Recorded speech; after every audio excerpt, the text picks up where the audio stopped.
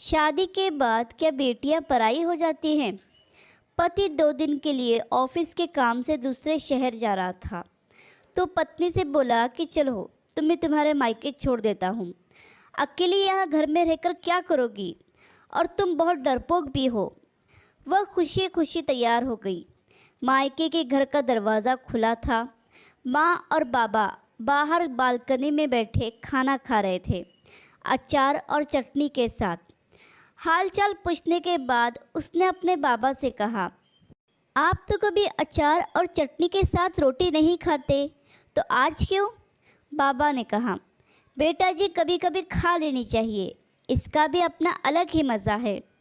उसने अपने पिता की आंखों में लाचारी देख ली थी। उतने में भाभी बाहर आई और चेहरे पर झूठी मुस्कान सजाए पूछने लगी, रहने आई हो? उसने खुश होते हुए कहा, भाभी मेरे पति 2 दिन के लिए दूसरे शहर गए हैं, तो मुझे यहाँ छोड़ गए। भाभी कहने लगी, बैठो तुम्हारे लिए चाय और पानी लेकर आती हूँ।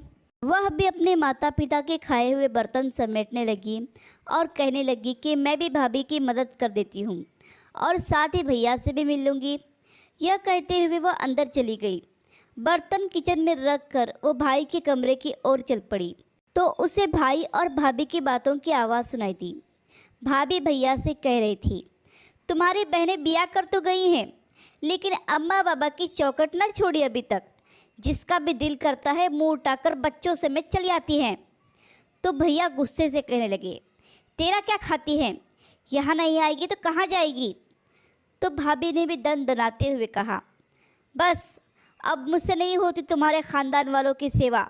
तुम्हारे माँ बाप को संभालती हूँ, उन्हें खाना देती हूँ, यही एहसान समझो।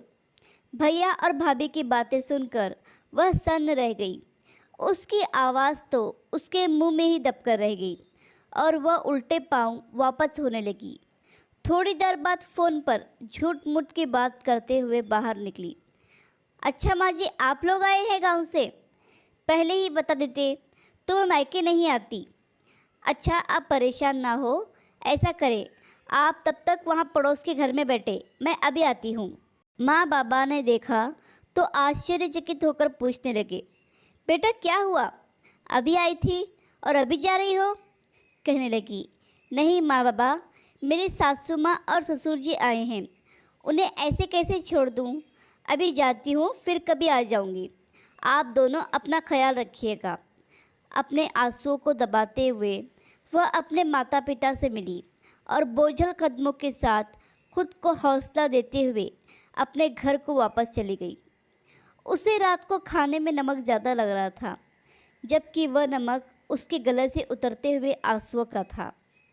यह सच है कि मायके माँ बाप से होते हैं, लेकिन कभी कभी उनके होते हुए भी वो बेबस होते हैं। आशा करती हूँ कि कहानी आपको पसंद आई होगी। कहानी पसंद आई तो लाइक, सब्सक्राइब और शेयर करें, और इस कहानी पर आपकी क्या राय है हमें कमेंट करके ज़रूर बताएं।